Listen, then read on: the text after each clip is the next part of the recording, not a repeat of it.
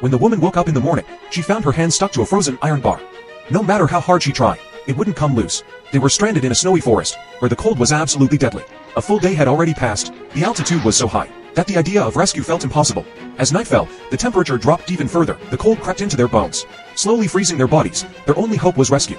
But the resort was completely silent, surrounded by nothing but snow. If they could survive for just one more week, maybe they'd be safe.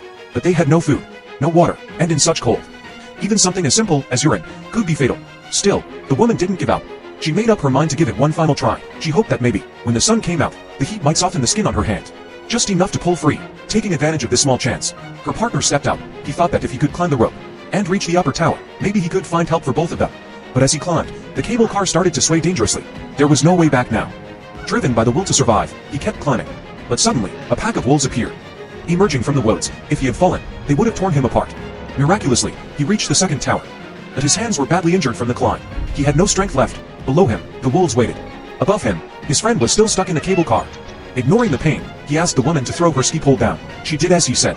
He pressed forward, pushing past the pain. He knew, if night came, the cold and exhaustion would kill him. He had to act fast. His determination got him to the top. Now all he had to do was descend the mount and bring back help. But as soon as he started down, the wolves attacked. Luckily, he grabbed the ski pole and fought them off. He quickly changed into warm clothes and grabbed his safety gear. He waved goodbye to his friend and ran toward the valley below. What he didn't realize was that the wolves were following him from above. The woman could only pray he'd survive and come back for her, but the night passed. And by morning, no help had arrived. She understood. Perhaps he hadn't made it.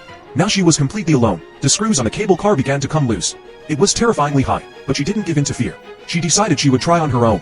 But just as she moved, the screw snapped. Gathering all her strength, she jumped. A piece of metal pierced her left leg, but she kept going, dragging herself forward, inch by inch. Eventually, she reached the road, completely exhausted, and just then, a passing car saw her. They stopped and saved her life. In the end, only the woman survived. Everyone else had died in that frozen forest.